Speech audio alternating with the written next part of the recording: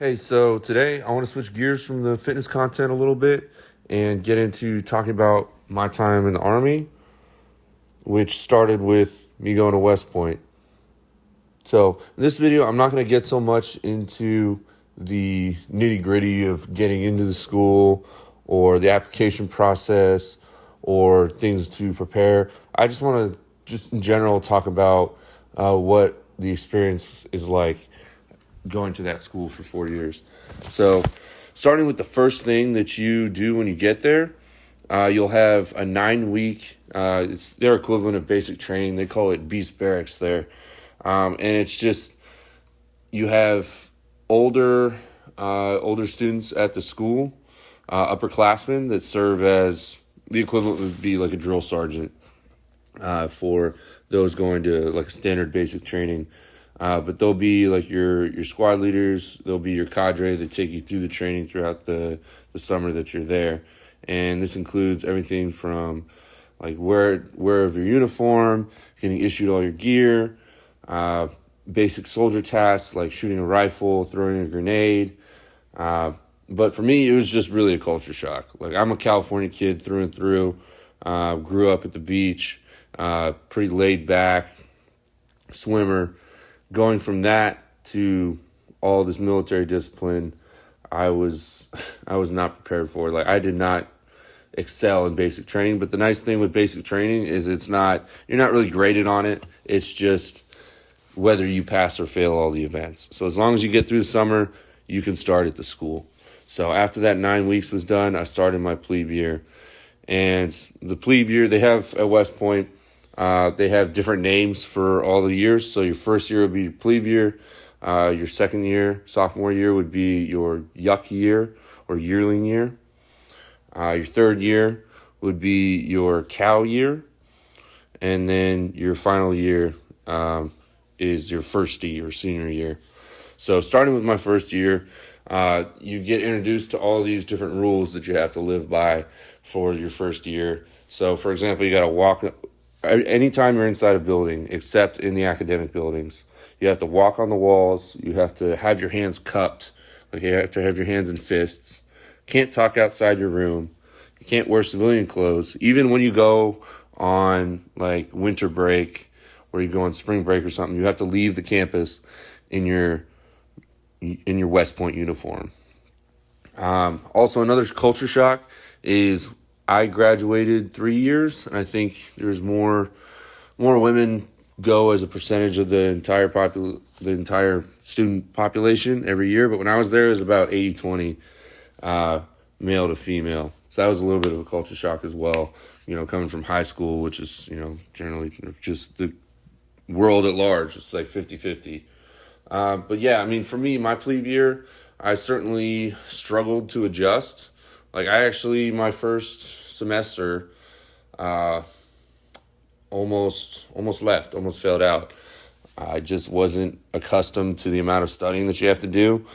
And it's structured, the classes and all the different requirements are structured in a way that in order to be successful in them, you are waking up at 6 a.m., going to class all day, probably till about 3 or 4. You have some kind of like athletic activity, whether it's an intramural sport or if you're on like a club or a team sport. And then after that, you have sometimes dinners or sometimes lectures, and then you won't get back to your room until about 7 p.m., which is when you got to start studying. So you just have to fit in all that time that you need to study in these little gaps in your schedule in order to actually be successful. And I didn't understand that. Like, I'd get back at 7 p.m. and then I'd just crash, and then I'd wake up for the next day completely unprepared. So it took me about a year to just get accustomed to that. So if this is something you want to do, just be ready for all of your energy to go through. Like, there's no parties, there's no a lot of people go to school and they want to find themselves or try out a bunch of different things. They want freedom away from home. Like, sure, you're away from home, but I definitely wouldn't describe it as freedom, especially not until, I'd say, probably your senior year, maybe a bit your cow year. you get a little bit of freedom, but really your senior year is when you can actually get a car, and I'll get into that in a bit. So plebe year, not really fun. You just got to get through it, and then every year things get a little better. So moving on to your second year, so this will be, we refer to it as a yuck year or a yearling year. So now you don't have to live by all those kind of goofy rules. You don't have to walk on the walls or cup your hands, but you still are pretty relegated to the student area. You can't really go out, and even then, like if you can go out, there's not a whole there's New York City that's about an hour and a half away, but within walking distance, there's not a whole lot. There's a small town right outside the base, but not really a whole lot to do there as far as fun activities or going out or anything of that nature. But for me, my yearling year, I finally kind of got in my stride a little bit.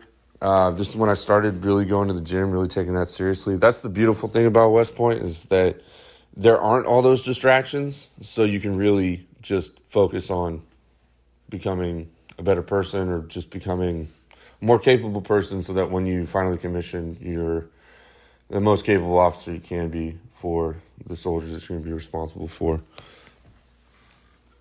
But yeah, I started going to the gym, got in a rhythm as far as my grades. My grades got a whole lot better that year. And then Cal year. So I was excited for, so what happens between your second and third year is you affirm. So you can leave at any time between your first and second year and have no penalty. So you have no obligation to the Army. You have no obligation to pay back for any of the schooling you received. But that changes once you decide to stay for your third year. So you'll go through a ceremony. It's called like affirmation. You affirm that you're going to stay, finish the school, and you're going to later commission, and then you owe the Army time and service back for the schooling they gave you. So got to my Cal year. I affirmed. I was excited because I was like, all right, awesome. I'm about to turn 21 this year. I'm going to get some more freedom. I'm kind of getting into my stride a little bit, so I can live a little more. However, this year for me was COVID, which just threw a giant wrench. So COVID popped off at the end of my second year. So we were out on spring break, and then they just had us essentially stay where we were for spring break. People found their way back to wherever they lived, and they completed the rest of their would that be 2020 academic year remotely. And then at the beginning of my third year, they brought everyone back, and then we were essentially just completely locked down that entire year. I'd say probably until like the last month or two of that year, some of the COVID restrictions lifted. Once people started getting vaccines, they let people out a little bit.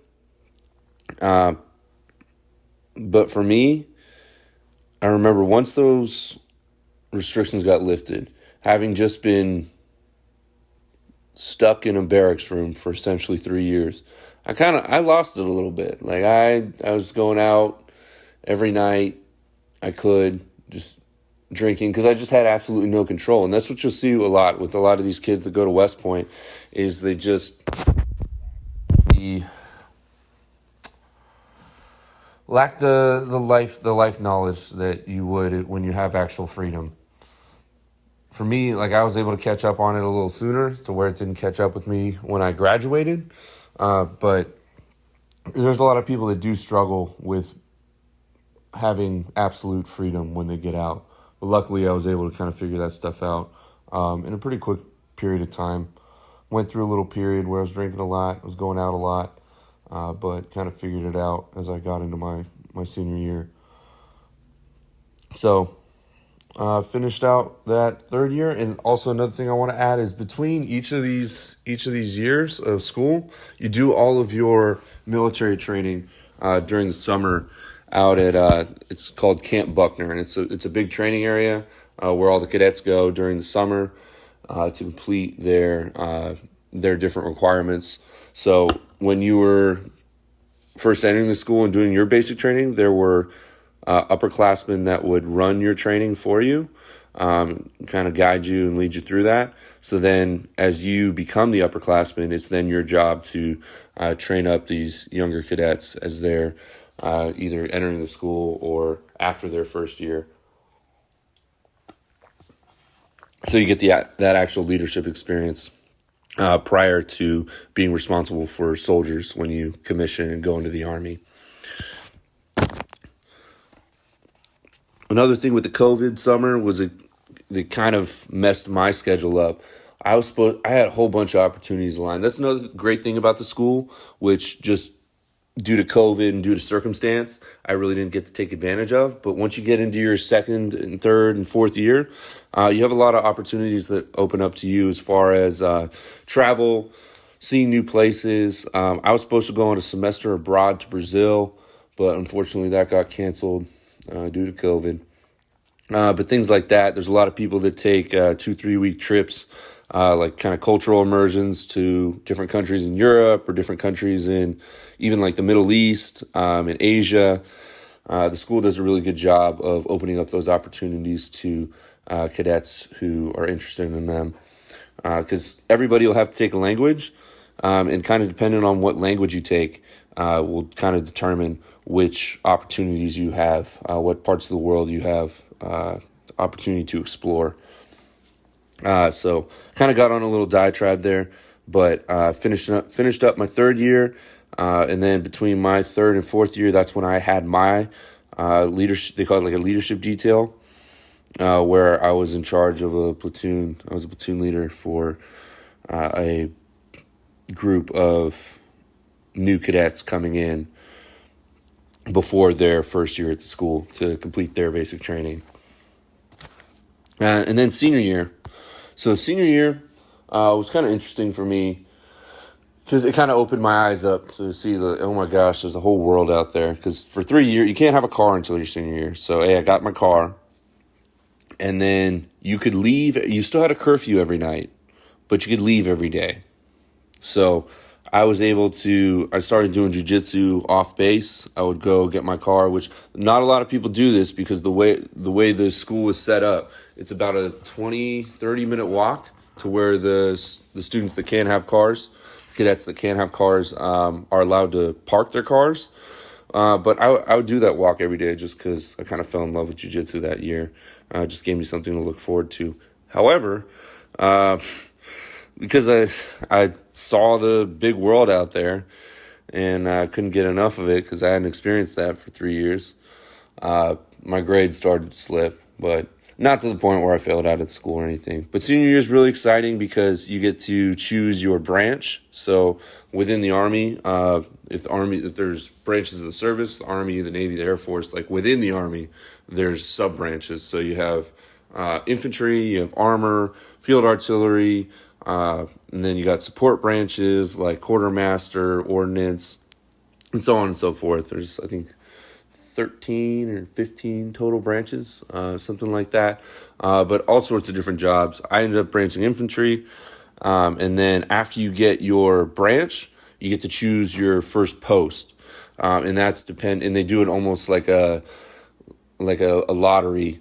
No, not really a lottery, but they have a board with all the different posts you can go to, all the different places you can get stationed at after you graduate, and based on your class rank, you get to choose where you want to go. So the top guy in the class can choose anywhere he wants to go, and then the next one, and the next one, so on and so forth, until you reach the guy who's the bottom of the class, and he chooses whatever's left.